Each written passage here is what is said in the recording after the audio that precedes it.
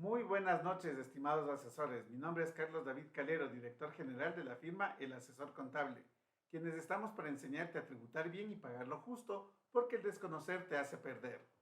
Muy buenas noches, mis estimados asesores. Mi nombre es David Calero, soy gerente general de la firma El Asesor Contable y hoy vamos a ver un tema bastante interesante, reformas a la ley de tránsito. Día a día transitamos por las vías de nuestro país, ya sea como peatón, conductor o ciclista, pero no hemos, pero no hemos hecho un análisis profundo de aquello que implica formar parte del tránsito en el Ecuador. ¿Basta con saber conducir nuestro vehículo? Lógicamente no. Debemos tener una noción clara de lo que se denomina conciencia vial y respecto a quienes comparten la vía con nosotros. Esto lo obtenemos con un conocimiento adicional al simple control técnico de nuestro vehículo. Hoy está con nosotros el abogado Steven Vinuesa, egresado de la Universidad San Francisco de Quito, especialista en Derecho Procesal Penal por la Universidad Externado de Colombia y experto en temas de tránsito y transporte. Bienvenido, Steven. Gracias a todos quienes conforman la SOR Contable por esta gentil invitación y asimismo, gracias a toda la audiencia de Cultura Tributaria. El día de hoy, como ya los ha manifestado David, comentaré cuáles son ciertos temas muy puntuales y los más importantes de las reformas a la ley de tránsito, porque existen un sinnúmero de estas en las que si nos ponemos a analizar todas, créanme que nos acabamos del calendario mensual de Cultura Tributaria. Pero hoy estamos trayéndose a ustedes aquellas que les van a ser de mayor interés. Y cuando gustes, David, empezamos. Pues, estimados asesores, ya saben la dinámica. Si es que tienen preguntas, con muchísimo gusto, escríbanlas en los comentarios para poder responder en vivo sus comentarios, sus dudas, inquietudes, opiniones al respecto. De hecho, quiero mandar saludos a Liria Celia, que nos está viendo desde Loja. Saludos, mi estimada Liria, muchas gracias por conectarte a Cultura Tributaria. Magali Sánchez también, saludos cordiales por ahora desde Quito. Magali, bienvenida a Quito, muy buenas noches. Eh, Corina nos dice, estimados colegas, gracias por la invitación. Por favor, ¿podría verificar el audio? Casi no se escucha. Saludos cordiales. Ahorita mismo te verificamos el audio, mi estimada. Bueno, esperemos que ahí se haya mejorado un poco. Escríbanos en los comentarios cómo nos escuchan, queridos asesores. Y listo. También bienvenida Daniela Núñez, que nos está viendo desde Machala. Así que empecemos, pues, y empecemos con la pregunta que tal vez sea un poco general, tal vez de cultura básica, pero si te pones a ver, tal vez nadie sabe en verdad quién lo hace. Y la primera pregunta, queridos asesores, para nuestro invitado es, Steven, ¿quién controla el tráfico en el Ecuador? Una pregunta, como tú dijiste, David, que a simples luces puede parecer sencilla, puede parecer común, pero que en la práctica trae mayores implicaciones. Permítanme solamente compartirles una pequeña presentación que he preparado para ustedes. Por favor, me confirman si ya la pueden ver.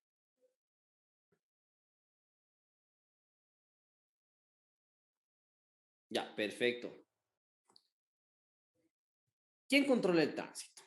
A nivel constitucional, principalmente se establece que el tema de tránsito y transporte está diversificado a los GATS, es decir, a los municipios. Los municipios son los que los controlan, pero en la práctica, este tema había tenido una línea muy tenue entre los agentes civiles de tránsito propios de cada municipio y la Policía Nacional a nivel de lo que es Sierra, Amazonía, y la Comisión de Tránsito del Ecuador o la CTE a lo que es nivel costa. Esta reforma principalmente lo que hace es demarcar de mayor manera esta tenue línea que había existido y que permitía incluso, llamémoslo, sabemos que no todos los elementos, tanto de CTE, Policía Nacional, tienen este vilo de corrupción o llamémoslo como comúnmente se dice, de la viveza criolla, pero daba lugar a eso, daba lugar a que existan todo este tema de coimas y demás. Ahora, lo que hace esta reforma es especificar que a nivel cantonal, es decir, todo lo que implica el cantón, y aquí específicamente para el que nos compete, que es el DMQ, solamente estará a cargo de los agentes civiles de tránsito, que lógicamente es manejado por el municipio de Quito. Y tendrán estos municipios que hacer convenios preexistentes para que puedan establecer el apoyo cooperacional, tanto la CTE como la Policía Nacional, para que hagan el control, ojo, no dentro del tema cantonal, sino en carreteras, que básicamente es la red vial que conecta tanto cantones, provincias y demás. Allí especifica que en estos ejes viales se va a dar paso para que estas autoridades sean quienes manejan el tránsito, tanto a nivel cantonal y, como les decía, fuera de los cantones. Tú me hacías una pregunta la semana anterior. Si las multas por infracciones de tránsito son gastos deducibles o no deducibles. Es muy buena la pregunta porque a veces las personas no saben.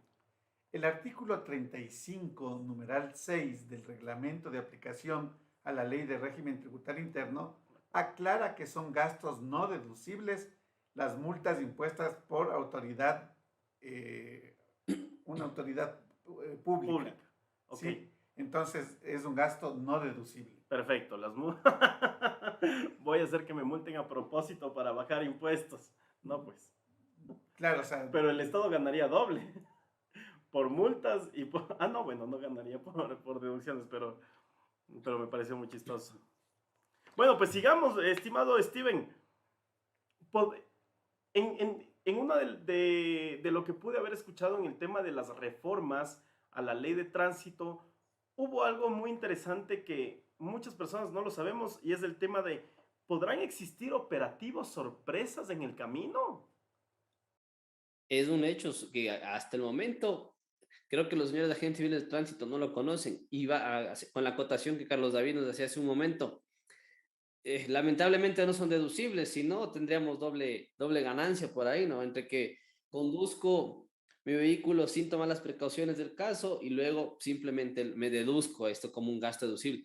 Pero en la práctica, les pongo un ejemplo muy puntual a raíz de lo que ustedes dicen.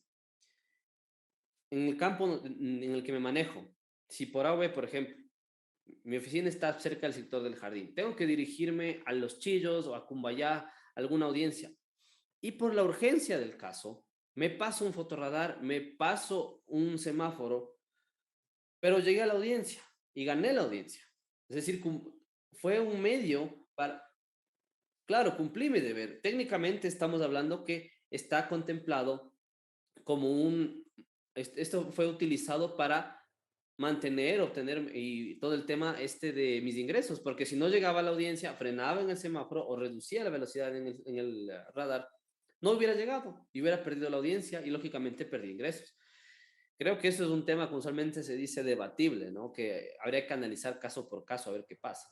Entonces, con esto tú nos quieres decir que los ingresos de una persona están sobre las leyes de tránsito.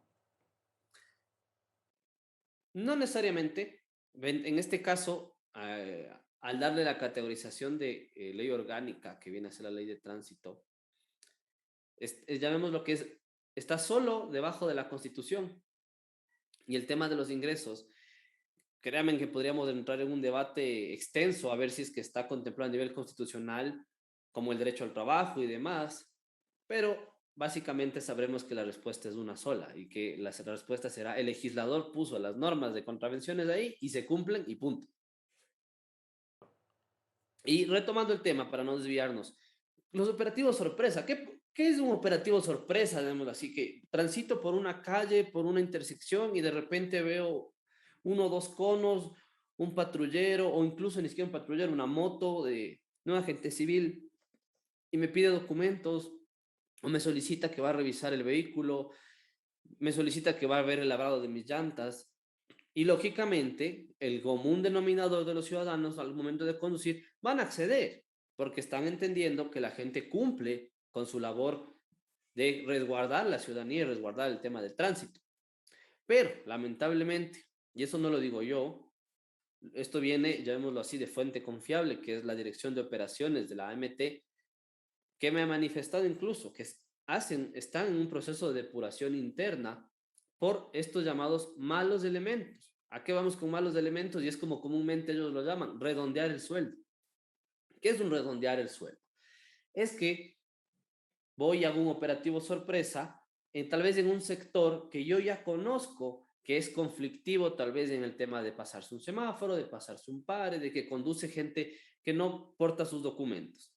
Entonces, ¿qué llega ahí? La ayuda de la gente.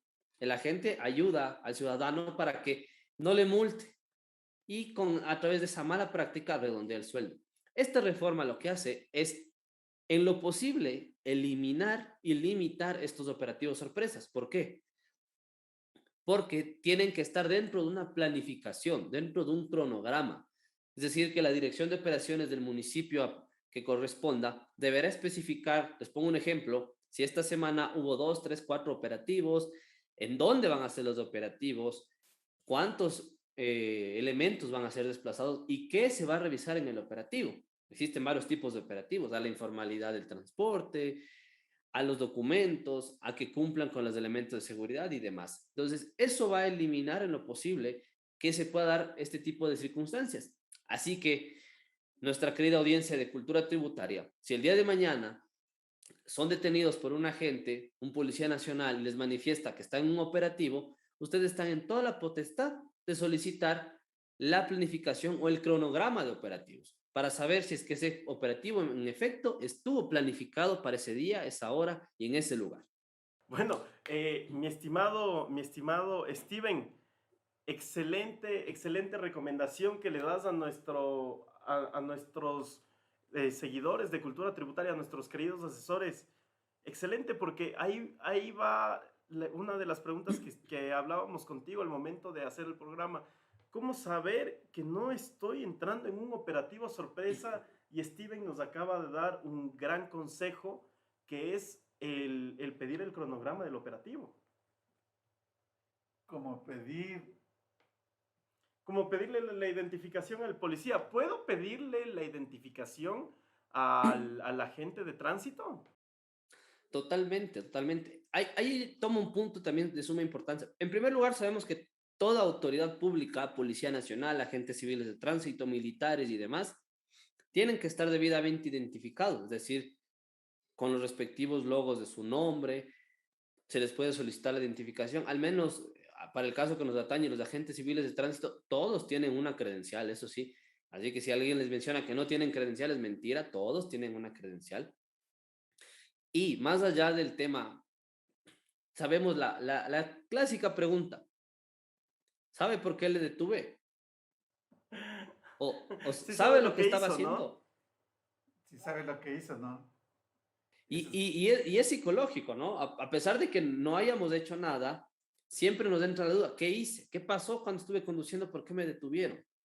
Entonces, bajo la misma línea, estamos en la total libertad de decir, no, no sé por qué me detuvo, explíqueme por qué me detuvo. Entonces, ahí el agente deberá especificar si es que no estuvo en un operativo, ¿por qué me detuvo? Les pongo un ejemplo, me pasé un semáforo en rojo y no lo vi. Entonces, el agente deberá explicarme que me pasé un semáforo en rojo, qué contravención cometí, cuáles son las consecuencias y también manifestarme que puedo apelar a esta contravención si es que no estoy de acuerdo, que son Pero unos puntos sumamente relevantes. Steven, a mí me han parado los policías, pero te paran de una manera en la que se cierran y no sé si sea el proceso correcto que usan ellos. Y el proceso que usan ellos es el siguiente. Te paran, se acercan, son amables, te dicen, muy buenas tardes, caballero, por favor, permítame sus documentos. Y tú le dices, pero ¿qué hice? Tal cual estamos hablando, y tú, por favor, permítame sus documentos. Pero primero, dígame qué hice, pero por favor, permítame sus documentos. Y ellos no te quieren dar razón hasta que tú no les des sus documentos. Cuando tú les das los documentos a los agentes de tránsito, ahí te dicen, por favor, el vehículo se va a ir detenido o usted va a ir a ser multado por X o Y razón. ¿Está bien ese procedimiento? El procedimiento, digamos lo que en el parámetro normal está estructurado bien hasta el punto en el cual no brindan la explicación del caso de por qué me están deteniendo. Ok. Porque claro, me pueden solicitar, porque aquí estamos entrando un poco en el tema de los operativos sorpresa, porque ¿qué pasa si me dicen, debe sus documentos y solicito que me expliquen por qué? Y van a decir, es que es revisión de documentos. Perfecto, si es revisión de documentos, entenderé que es un operativo de revisión de documentos. No, porque fuera de operativo, un agente civil de tránsito solamente está avalado a detenerme si es que cometió una infracción o existe la sospecha de haber cometido algún tema de imputable, ya sea infracciones o delito. Les pongo un ejemplo. Yo Steven, estoy conduciendo un vehículo con vidrios polarizados y sin placas, pero estoy dentro de los límites de velocidad, no me he pasado ningún semáforo y me detienen. Claro, en primer lugar me detienen porque no estoy portando placas. Y segundo, porque tengo los vidrios polarizados. Entonces, ahí sí va a dar el lugar, pero si no me da, y tendrían que darme la explicación del caso, ¿no? Yo le detuve porque usted hizo esto, hizo lo otro. No pueden solamente cerrarse en el punto, como tú dices, David, de deme los documentos y luego se va detenido. Claro, Porque incluso hay un punto también, y es algo que muchas personas tal vez no lo conocen o no lo han manejado hasta el momento, que es la tecnología ya está al alcance de nuestras manos. Casi es un tema global en este punto. Entonces, y ellos como agentes están haciendo su labor de funcionario público o de autoridad pública, llamémoslo así, y se los puede filmar libremente al estar en la vía pública en el ejercicio de sus funciones. ok, eso también es bastante interesante porque generalmente lo que te dicen es, usted no me puede filmar. Y las personas que dicen, yo te puedo filmar porque tú eres un servidor público, estás en la vía pública. Y el agente te dice, sí, pero usted no puede hacer mal uso del contenido audiovisual, así que por favor, deme su cédula para cogerle los datos. Y si usted sube ese video, yo tomaré represalias. Claro, es que, digámoslo así, en ese punto es una forma de resguardar que el policía o el agente civil de tránsito no vea, llamémoslo así, mancillado su imagen, porque, bueno, sabemos que el tema de redes sociales también es peligroso, ¿no? Y yo Claro, puede resultar que filmé una parte y la corté a conveniencia, y claro, el mensaje que viene debajo, les pongo un ejemplo, ¿no? Que la gente le diga, necesito que se orille, y el mensaje de abajo va a ser, agentes presionan por coimas, por ejemplo. claro. Y resulta que en la práctica no pasó eso. O sea, ese es el mal uso. No implica que necesariamente porque el policía o el agente civil me pide mi cédula, ya tengo un problema. Simplemente es porque si el día de mañana yo utilizo el video para un elemento negativo, ahí sí voy a tener inconvenientes porque eso sí no está permitido. Pero si, por ejemplo, yo lo utilizo en un proceso judicial, lo utilizo como prueba a mi favor de un mal accionar, está totalmente válido. Eso está permitido en su totalidad. Perfecto. Tú tenías una pregunta. sí, cuando te detienen, Steven, ¿te deben dar la base legal con la cual te están deteniendo? Totalmente. Totalmente. En ese punto, por ejemplo, si me detienen a mí y me dicen que me van a multar, por ejemplo, porque utilicé el celular, algo súper común Sí, aquí en la ciudad. Entonces, constitucionalmente se establece que yo tengo el derecho, primero, de conocer por qué me detienen y segundo, si me van a sancionar, por qué me van a sancionar, cuáles son mis derechos. Entonces, mi derecho básicamente, ¿cuál es cuando me entregan una boleta de citación? Si yo me creo asistido, tengo el derecho de impugnar esa boleta hasta en 3 días. A pesar de que, y he escuchado muchas veces que los agentes, ¿no? Les entregan la boleta, pero ¿para qué va a impugnar si va a perder? claro, suele suceder. Incluso también se aprovechan, me he dado cuenta, he visto, he sido testigo, eh, que te multan cuando te ven que tu carro, tu vehículo es de una placa que no es de esa provincia, te suelen multar porque según la impugnación la tienes que hacer en esa provincia dentro de los 3 días hábiles. Y si no lo haces dentro de esa provincia, dentro de los 3 días hábiles, bueno, perdiste y tienes que pagar la multa. ¿Es verdad que solo la tienes que hacer dentro de esa provincia? Eso es un cambio sumamente importante que se incluyó acá, en esta reforma, porque antes de la reforma sí, era un hecho que tenía que hacerse la impugnación en el lugar donde se cometió el delito, porque básicamente seguía la estructura del tipo penal o de materia penal que se ceñía al territorio donde se comete la infracción. Entonces, si a mí me sancionan el día de mañana en Tulcán, tenía más bien, porque es un tema ya pasado, tenía que impugnar en Tulcán. Ok, Y claro, como tú dices, en la práctica, yo estoy de viaje, no me voy a quedar hasta el siguiente día hábil para impugnar y que incluso me toque volver a hacer para hacer la audiencia. claro. O sea, me va a salir más barato pagar la multa. Eso cambió. Ahora se puede impugnar. Lo que se mantiene son los 3 días, es decir, desde que me notifican o me citan con la boleta, tengo 3 días para impugnar, pero es en el domicilio del infractor.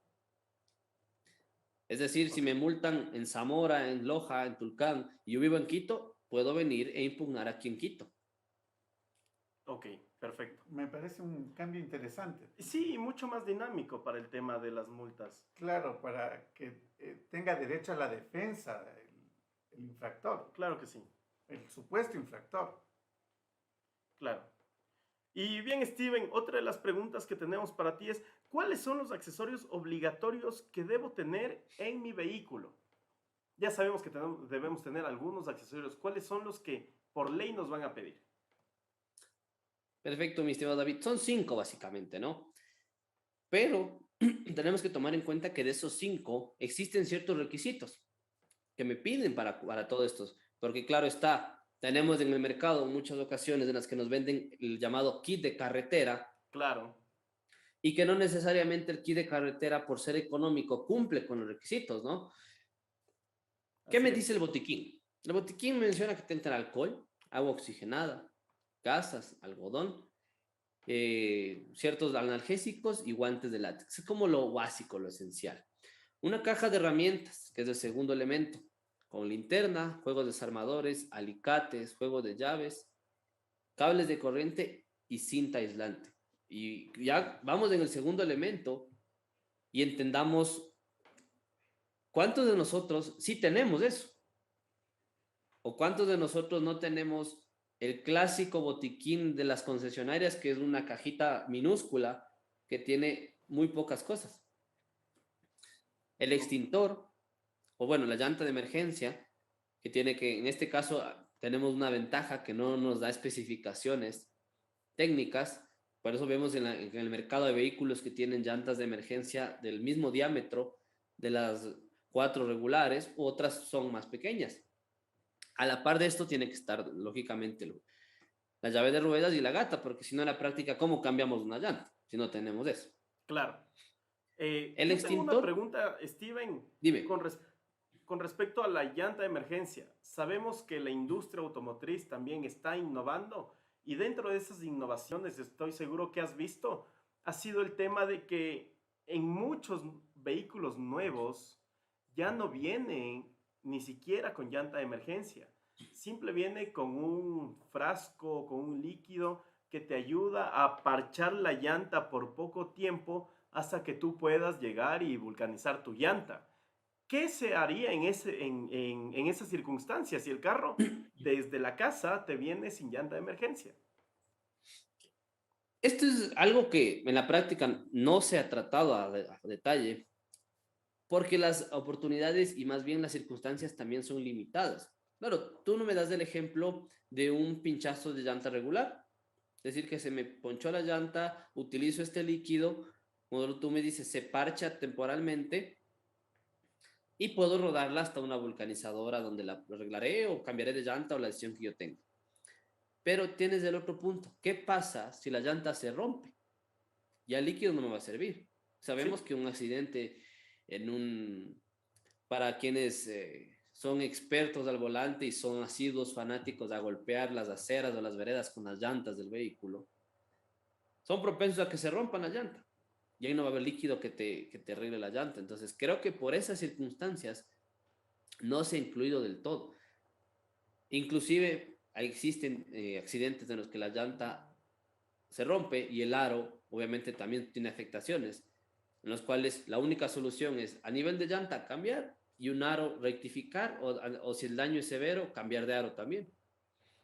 Entonces, creo que por esas circunstancias no se ha dado paso a tomar este punto como alternativa a tener ok, estos artículos accesorios, llamémoslos así, para poder subsanar una supuesta bajada de llanta. Creo que por ese lado no se lo incluye. perfecto, perfecto. Entonces, Otro, continuando. Claro, claro con que los dos sí. últimos elementos. Tenemos el extintor que para vehículos pesados me pide que mínimo tenga que ser de 10 kilos y para vehículos livianos puede ser menor a 10 kilos. Lógicamente tiene que estar vigente y tiene, el tema, sabemos que los extintores tienen su tiempo de vigencia, que usualmente es de 1 a 2 años, en los cuales tiene que estar recargado permanentemente con polvo químico seco, que eso es lo que específicamente se supone que brinda una mayor seguridad al momento de un supuesto incendio. Y finalmente los dos triángulos de seguridad. Muchos dirán, ¿por qué dos si solo ubico uno? La ubicación de los triángulos está dada, depende dónde me quede, dónde establezca el rango de seguridad del vehículo, ya sea a nivel ciudad o a nivel carretera. Y esa pregunta te la voy a hacer a ti, David. ¿Cómo ubico los triángulos? Tanto en la ciudad como en la carretera. Yo creería que a 2 metros o a 5 metros de distancia de donde te quedaste, ¿Ya? creería yo, ¿tú? Ignorante en el tema. Perfecto. La sinceridad es muy buena dentro de cultura ignorante en el tributaria. tema. Yo creería entre 2 a 5 metros desde que el carro se quedó, pero la verdad sí me considero también ignorante en el tema. Permítame darles la respuesta adecuada. Permítanme A nivel de sacarles de la ciudad, ignorancia. Así es. a nivel de ciudad, lo recomendable es entre unos 10 a 20 metros si es que me permite la vía. Si no me permite, como tú dices, hasta 5. Como me pide 2, uno es para la parte posterior, el que casi todo el mundo lo utiliza, y el segundo, si la amplitud de la vía me da, para ubicarlo a 2 o 2.5 metros al lado izquierdo del vehículo. Así genero el rango de seguridad si es que voy a generar un cambio de una llanta, alguna cosa por el estilo. Y si es que la vía es angosta y no me da a nivel de ciudad para ponerla a 2 metros al costado, tengo que ponerlo sobre el techo del vehículo. Sobre el techo del vehículo. Ajá. ¡Wow! Y La verdad similar es que pasa está muy a nivel interesante. carretera. A nivel carretera, lógicamente, lo que pasa es que los rangos se amplían, ahí sí, al menos 20 metros antes, la parte posterior, y sabemos que una carretera sí me va a dar la amplitud para que yo ponga el triángulo al lado izquierdo o derecho, dependiendo de donde sea que estoy ubicado, al menos a 2 o 2,5 metros. Así me evito el riesgo de que si estoy cambiando la llanta, un vehículo pueda pasar demasiado cerca, Claro, porque ya me generé llamémoslo, esta zona de seguridad alrededor de mi vehículo. perfecto. La verdad es que no conocía eso. Y comparándolo con la tributación, veo también que es un tema bastante técnico. Es un tema de especialidad. Claro que sí, es por eso que Steven está con nosotros esta noche. De hecho, déjame por favor leer algunos comentarios. Mira, Fortunato Mero nos manda saludos. Elvia Inés Palacios, también buenas noches, señores. Mi estimada asesora Elvia, muy buenas noches, como todos los miércoles, dándoles la bienvenida a todos quienes están con nosotros. Sarita Andrade nos dice, no hay volumen. Estimados asesores, escríbanos en los comentarios, por favor, cómo nos están escuchando en estos momentos. Nos están escuchando claro, nos están escuchando muy bajo. Si nos están escuchando muy bajo, tal vez revisen el botón de volumen de su dispositivo. Puede ser que esté un poco bajo. Nos pasa, como a nuestro invitado nos pasó, que tenía el micrófono silenciado. Así que escríbanos en los comentarios cómo nos están escuchando. Hasta eso, Steven, tengo otra pregunta y estoy seguro que va a ser una pregunta que a todos nuestros asesores de cultura tributaria nos va a interesar mucho, y es el tema de los fotorradares. ¿Es normal que existan fotorradares poco visibles? ¿Cuáles son las normas que tiene la empresa que pone los fotorradares para poder instalarlos? Veo que es un tema bastante técnico como la tributación. La tributación es bastante técnico y tú en tus 30 años sabrás que es verdad. 30 años de labor. 30 años de labor, 28 como el asesor contable. Vayan a creer que es de 30 edad. No, pues el señor aquí 30 años de afiliado. ¿Cómo es la normativa, estimado Steven, con el tema de los fotorradares? ¿Existe algún... ¿Cómo podemos hacer con los radares poco visibles? Eso es algo que yo particularmente considero que es un despropósito hasta esta reforma, ¿no? Quiero ver si es que en verdad se la pone en práctica. Y para quienes vean nuestra presentación van a poder divisar que se menciona, dice, fotorradares invisibles, pero ¿por qué invisibles? Porque a más de uno, estoy seguro que nos ha pasado que transito por una vía en la que aparentemente yo la conozco porque la transito seguido y de la noche a la mañana hay un radar. A ocasiones radares están en curvas, están tal vez detrás de árboles y cosas por el estilo, que más allá de generar un tema de seguridad vial, puede generar accidentes. Porque ¿qué pasa? ¿Qué hace el común ciudadano al momento de conducir y ve un radar y si está yendo a una alta velocidad? Va a frenar. Va a frenar de manera abrupta, lo que puede ocasionar que haya un impacto o una colisión múltiple de vehículos que ventajosamente hasta el momento no se ha escuchado, pero se puede dar.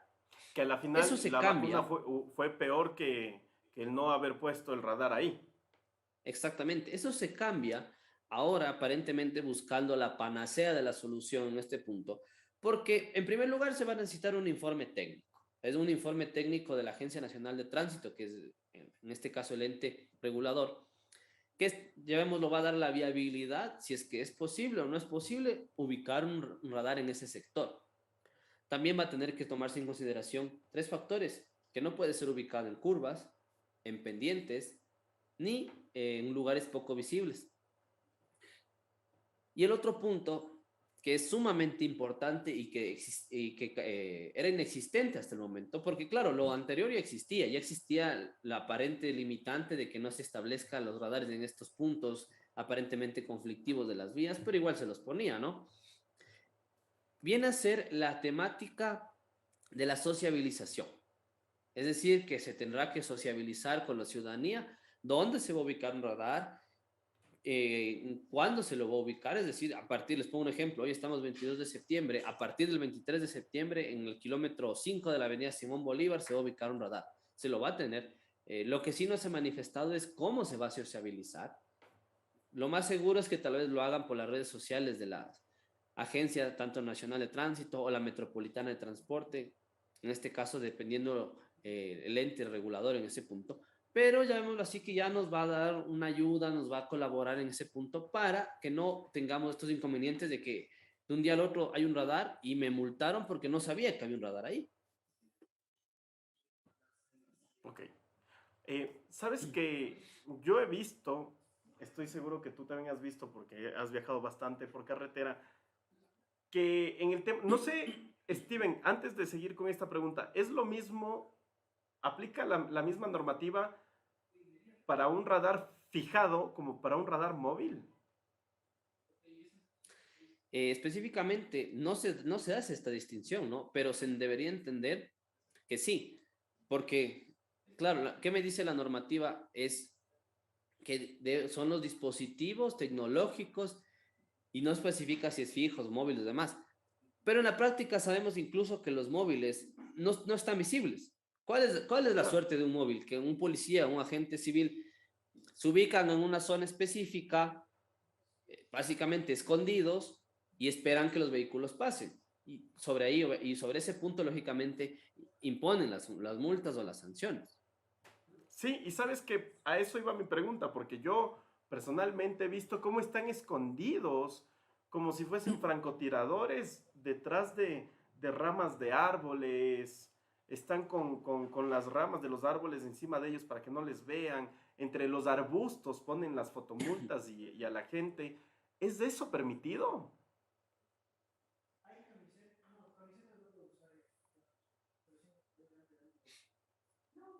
Así es, sí, sí, tienes toda la razón en ese punto, David, y es algo que tendría que normarse de mejor manera, y más allá que normarse, generarse este tipo de informes, al menos tal vez para los móviles es un poco complicado porque el tema de la visibilidad en un radar fijo te la permite porque tienen todos la pantalla LED en la cual tú puedes verificar la velocidad, pero en un radar móvil sabemos que básicamente solo es el dispositivo de medición de velocidad, nada más. Ok, perfecto. Bueno, vamos con la siguiente pregunta. ¿Quieres leerla, mi estimado asesor? Encantado. La número 5, por favor. Mientras tanto, quiero enviar saludos a Vicente Yagual. Nos dice, buenas noches, sí se escucha. Saludos desde la provincia de Santa Elena. Muy buenas noches, Vicente. Como todos los miércoles, muchas gracias por estar conectado. ¿Tengo que agotar todos los puntos de la licencia para poder recuperarlos? Eso era una respuesta afirmativa hasta antes de la reforma. Ustedes podrán ver en la lámina que dice recuperación de punto anticipado. Pero, ¿cómo aplica? ¿Cómo funciona? Usualmente aquí en el Ecuador, la norma es que tengamos 30 puntos, todos quienes obtenemos una licencia por primera vez, y mientras no los perdamos, nos mantenemos con esos 30 puntos. Antes teníamos que tener cero puntos y podíamos renovarlos. Pero eso era un inconveniente principalmente para quienes, se dedican al transporte, porque no es lo mismo manejar una licencia con 10 puntos a manejar una licencia con 0.5 puntos, que es un ¿Cuántos hecho que puntos se tienes? daba. Desconozco. Bueno, después nos dices, por favor, cómo podemos revisar nuestros puntos. Perfecto. Y ahora la norma me da que no necesariamente tengo que acabar mis puntos. Puedo llegar hasta 15 y a partir de los 15 puedo recuperar de manera anual. Pero claro, hay que aclararlo que esto no siempre voy a recuperar los 15. La primera vez puedo recuperar los 15. Si vuelvo a perder hasta 15, ya la segunda vez puedo recuperar solo hasta 10. Y la tercera y las subsiguientes solo hasta 5. Pero vemos que ya es un punto positivo porque puedo recuperar bastantes puntos.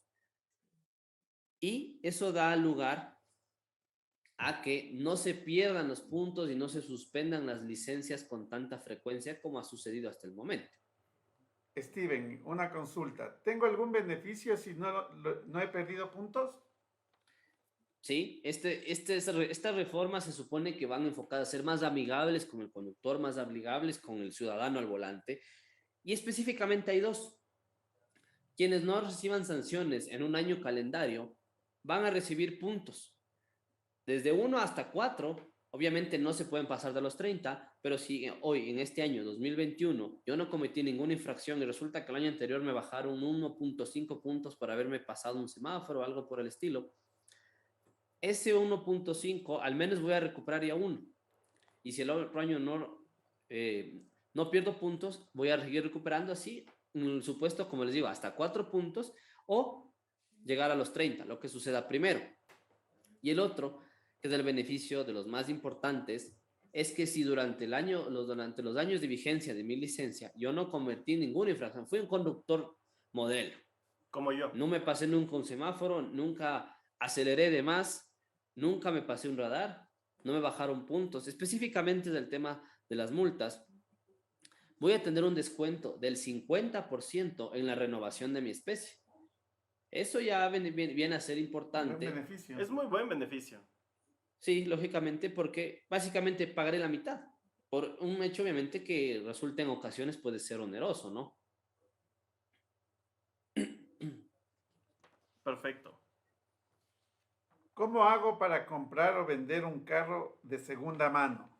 Esta pregunta, ¿por qué va? Porque, ¿cómo era, estimado asesor? Explícanos tú cómo hacías cuando vendías tus autos. Bueno, con contrato de compra-venta. Ya, Sí, con contrato de compra-venta. sin factura. Sin factura porque no es el giro ordinario del negocio. Y si es que la empresa requiere y yo no tengo facturas, sí, tienen que hacerme una liquidación de compras de bienes o prestación de servicios. Perfecto, pero también tenías que hacer el traspaso de nombre. El traspaso de nombre se hace con el contrato de compra-venta Claro que sí. ¿Ante qué autoridad? ante un notario. Perfecto. Entonces, ¿ese era antes del procedimiento o es exactamente ese mismo procedimiento a raíz de las reformas a la ley de tránsito, Steven? Tal como nos mencionó Carlos David, es el procedimiento, pero ¿cuál es el cambio que se busca erradicar? Y es una mala práctica que se mantenía antes. Que usualmente en los patios de compra y venta de vehículos y demás ocurría que la persona que vendía el vehículo firmaba el contrato de compraventa en blanco, es decir, sin nombre del comprador y sin fecha de suscripción, para dejar abierto el punto que si el del patio venden mi vehículo en un mes como lo venden en 6 meses, puedan poner la fecha de ese momento. Todo esto ligado al tema de que existe la citación de del 1.5 puntos menos en la licencia por no realizar el traspaso de dominio dentro de los 30 días posteriores a la venta.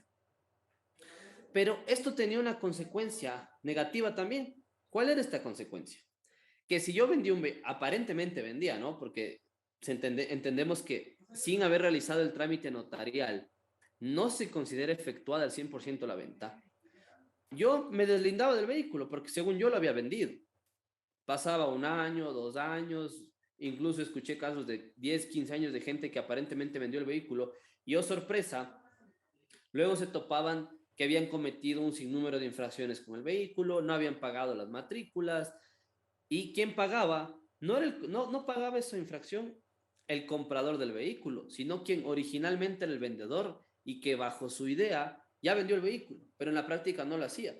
Esta reforma hace que sea necesario que se realice el trámite en la notaría de llamémoslo comúnmente, la legalización del contrato o el reconocimiento de firma y rúbrica, que es la diligencia que se hace en la notaría.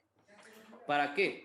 Para que si desde la fecha a futuro en el cual yo realizo esta compra y venta, ya no, las infracciones ya no van a ser para mí como vendedor, sino van a ser para el comprador por no haber realizado la transferencia de dominio en el tiempo adecuado. Eso quita un peso de encima a los vendedores de vehículos porque ellos solo van a tener que cerciorarse de hacer el trámite en notaría. De ahí para adelante ya es responsabilidad entera del comprador. Perfecto. Steven, mira, tenemos una pregunta de una de nuestras asesoras a través de YouTube. Nos dice Patricia, nos dice, saludos desde Santa Ana, Manabí. Saludos a la hermosa provincia de Manabí. Bienvenida a Cultura Tributaria. Dice, en el caso de la venta del vehículo, el que compra debe hacer la liquidación y si no tiene comprobantes de venta, ¿es suficiente con el contrato de compra-venta? Siempre y cuando... Perdón, ¿era para mí o para...? Sí, sí, ¿quién quiere? Combina. Dale. Perfecto. Lo que les decía, que el contrato de compraventa tiene validez para cualquier trámite y eso, lógicamente, nuestro estimado asesor nos dará la razón. Incluso para los trámites en el mismo SRI, desde la fecha del reconocimiento de firma y rúbrica, es decir, el contrato original firmado sin la diligencia notarial, poco de nada me sirve. Perfecto. Listo. Mis queridos asesores, no olviden que lo que estamos haciendo en estos momentos es entregarles el mejor contenido de valor para todos ustedes y lo único que les pedimos es que no se olviden de seguirnos en nuestras redes sociales. Estamos como el asesor contable en tu red social favorita, sea Facebook, Instagram, LinkedIn, TikTok, Twitter, Spotify. No olviden de seguirnos en nuestras redes sociales y apóyennos con muchos likes en estas transmisiones. En YouTube, dennos like, en Facebook, dennos like, ayúdenos a compartir y comentar qué es lo que más les está interesando de esta charla muy, muy, muy buena y amigable con nuestro querido invitado Steven. Así que no se olviden, dennos like y compartan esta transmisión para que la cultura tributaria en el país siga creciendo. ¿Cuándo debo pagar mis multas? ¿Y qué pasa si no tengo dinero para pagar las multas? Muy buena pregunta. David, una consulta. ¿Cómo estamos de tiempo?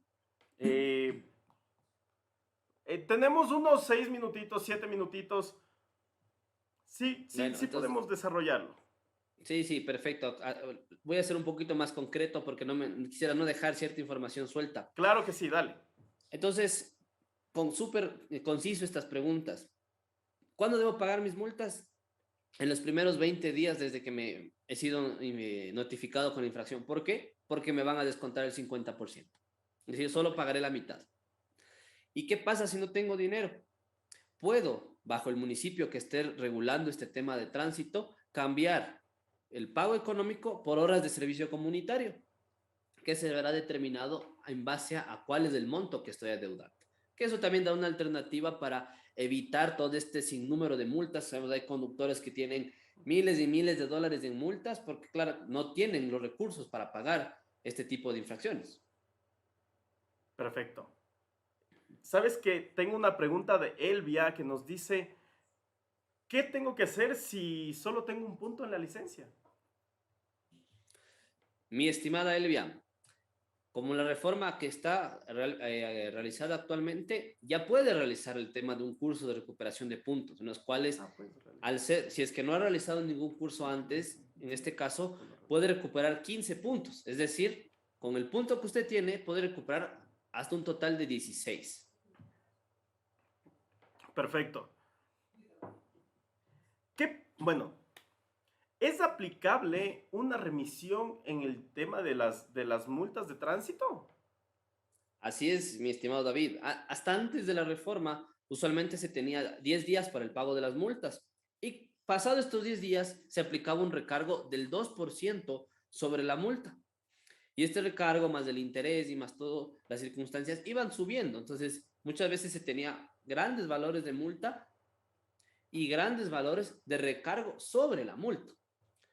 Con esta reforma se aplica una remisión de 90 días, es decir, que es aplicable hasta el 10 de noviembre de 2021, en el cual van a poder pagar las infracciones libre de estos recargos, es decir, solo el monto de la multa, ya no recargos, no intereses, sino todo ese tipo de circunstancias. Ok, listo. Y vamos con la última pregunta de la noche, mi estimado Steven. No se olviden, mis queridos asesores, ayúdennos dándole like a esta transmisión, compartiendo y comentando sus opiniones, sus dudas. Aprovechemos que tenemos un gran invitado la noche de hoy. Steven nos está acompañando. Y bueno, siempre tenemos dudas. De hecho, no estoy seguro si alguien no haya manejado un vehículo, pero estoy seguro que conoce de alguien que sí lo ha hecho. ¿Ha pasado alguna situación con ustedes? Escríbanos en los comentarios, por favor, para discutirlo aquí durante Cultura Tributaria.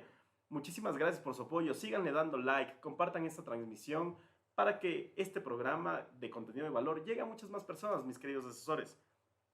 Y no se olviden de seguir las redes sociales del asesor contable en tu red social favorita. Les invito a que vayan a YouTube. En YouTube estamos subiendo información exclusiva. Vayan y suscríbanse en nuestro canal de YouTube. Estamos como el asesor contable y activen la campanita para que no se pierdan absolutamente nada de información.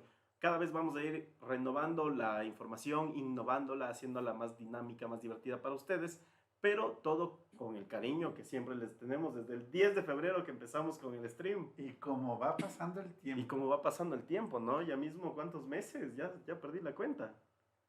8 meses. 8 meses. Febrero, marzo, abril, mayo, junio, julio, agosto, septiembre, octubre. Casi 8 meses, no hemos fallado ningún miércoles y todo esto con el cariño que siempre nos han dado y les tenemos, queridos asesores. Preparamos siempre los programas para ustedes y muchísimas gracias por todo el apoyo. Sin ustedes no habría programa. Así que siempre vamos a tener invitados de lujo como Steven, siempre vamos a seguir dando información de lujo para ustedes y con mucho gusto sigan escribiendo sus preguntas que en vivo las respondemos. Y esto, mi querido asesor, te invito a que digas la última pregunta de la noche. ¿Existe alguna modificación en cuanto a la rebaja de puntos? La respuesta simple y sencilla es sí. Ustedes podrán ver en la lámina aquella expresión de felicidad del conductor y es porque básicamente en eso se subsume. Se elimina la rebaja de puntos en todas las contravenciones desde la tercera a la séptima clase. ¿Eso qué implica? Que simplemente van a tener que cancelar los montos económicos y ya no va a haber la rebaja de puntos. En honor al tiempo, solamente he traído 3 ejemplos. Las contravenciones de tercera clase, que me acarrean o me acarreaban más bien antes de la reforma, 40% de un salario básico y 7.5 puntos menos.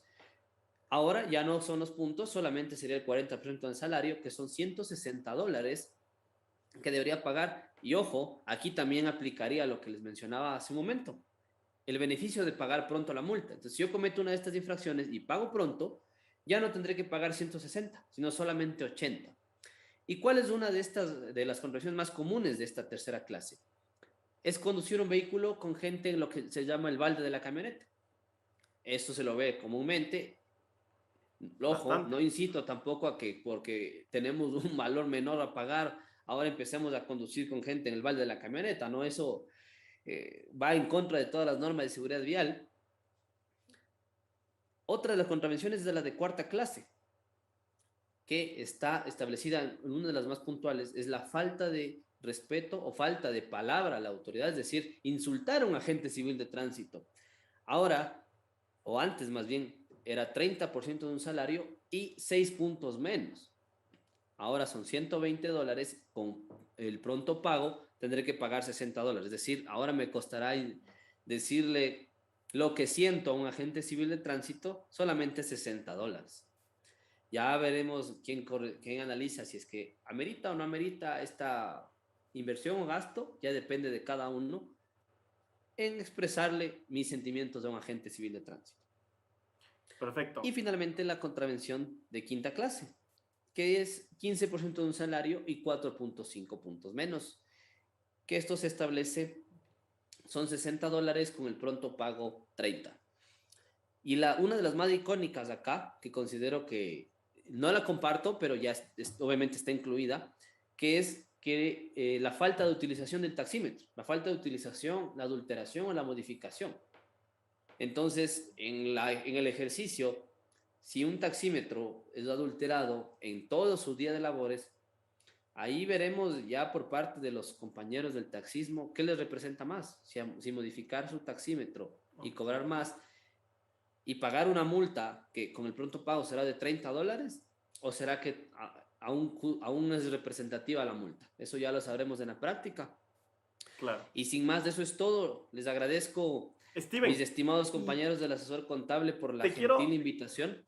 Te quiero hacer una gran pregunta que es el común de los mortales. Me escribieron un mensaje privado a hacerme esta pregunta sencilla, cortita, sin ánimos de ofender a nadie, hablando sobre el expresar los sentimientos a un agente de tránsito, que no hay que hacerlo, pero ¿qué pasa? Bueno, según la RAE no existe esta palabra, no está en el diccionario de insultos, pero ¿qué pasa si yo le digo chapa a un agente de tránsito o a un policía? Bueno, en este caso, este término coloquial, como tú dices, no está dentro de los insultos como tal, pero en la parte práctica sí se ha establecido como un elemento despectivo hacia los miembros del orden, ¿no?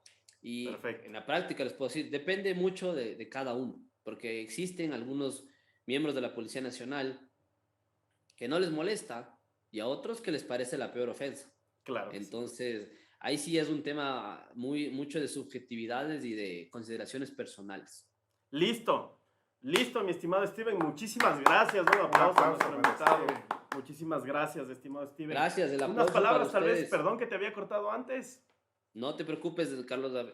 No te preocupes, David. Y Carlos David, muchas gracias a ustedes por la invitación. Asimismo, me autoestablezco una cuña publicitaria y los invito también a seguir la página, las redes sociales de OMB Consulting Group, tanto en el mismo modo como lo mencionó David, Facebook, Instagram, Twitter, LinkedIn, Spotify y demás medios de podcast, para que en este caso sabemos que a través de cultura tributaria y nosotros también como consultores estamos para eso, para dar una mano a la ciudadanía, dar estos tips y brindar información de valor para que les pueda servir. Ha sido un gusto y esto será hasta una próxima invitación con todo el placer del mundo. Gracias. Muchísimas gracias, Steven, y muchas gracias a todos nuestros seguidores. No se olviden, queridos asesores, compartir esta transmisión, darles muchos like y muchísimas gracias siempre por su apoyo.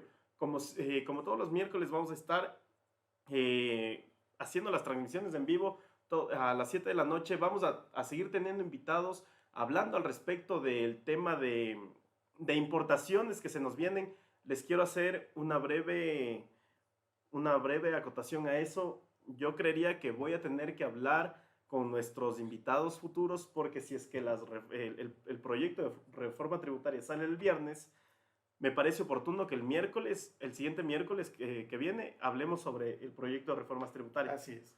Perfecto. Entonces, queridos asesores, esto ha sido Cultura Tributaria y recuerden, tributen bien y paguen lo justo, porque el desconocer les hace perder. Buenas noches, muchas gracias.